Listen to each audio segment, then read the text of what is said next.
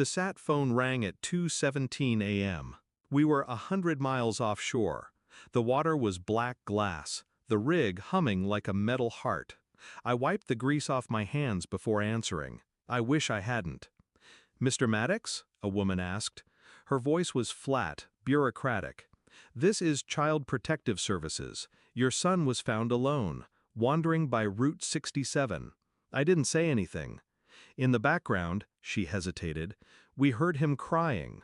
He said, 'Mom's friend told me to get out.'" There was a silence that followed, the kind that sets your bones to shiver, even in the heat. The foreman saw my face and didn't ask a thing. He just called for the emergency bird. I left without packing, without looking back. And as the chopper lifted, the ocean watched. Eli didn't recognize me at first. He was wrapped in a state-issued blanket. Dirt under his nails, shoes mismatched, eyes red and swollen like he'd forgotten how to stop crying. The social worker offered weak coffee and forms I didn't read. I signed everything. She asked if I had any idea who Derek was.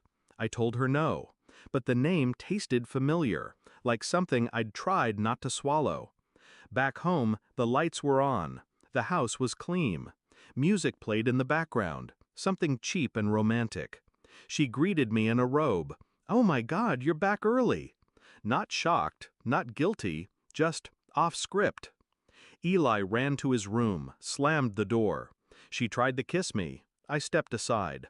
My voice was ice. "He said your friend told him to get out." She blinked. A pause, a hitch. Then, "He misunderstood." I nodded. I didn't believe her, but I nodded. I didn't yell, didn't argue. Instead, I bought silence. A new phone, hidden cameras, tiny ones, hallway, living room, front porch. I told her work needed me on call. She smiled and kissed my cheek. I didn't flinch. The days blurred. She texted more, laughed louder, slept later. Eli stopped drawing, stopped talking. One night, while she thought I was on the rig, I watched the footage in real time.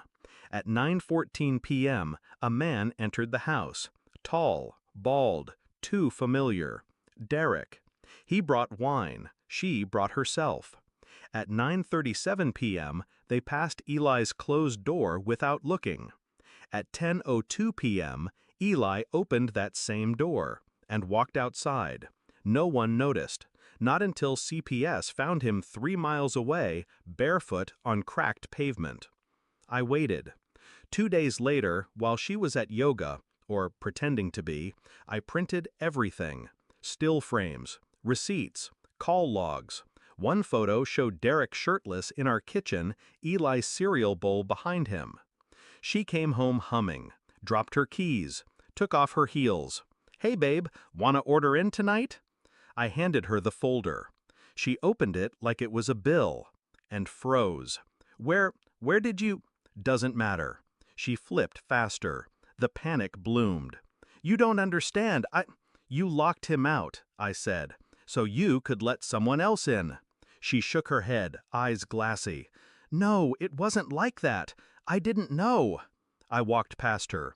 "No," I said, "you didn't care." The lawyer's office was quiet. The emergency hearing faster than expected. Full custody granted. Supervised visitation denied. The judge called her neglect chronic and egregious. I just called it betrayal. When she tried to cry in the hallway, I didn't look at her. When she tried to grab my arm, I pulled away like she was smoke. Later that night, I returned home and packed everything. Not mine, hers. Every piece of jewelry I'd ever bought. Every gift. Every staged photograph. Every wedding dress fitting she made a drama out of. All boxed, all labeled, deceit. I left it on her new boyfriend's doorstep.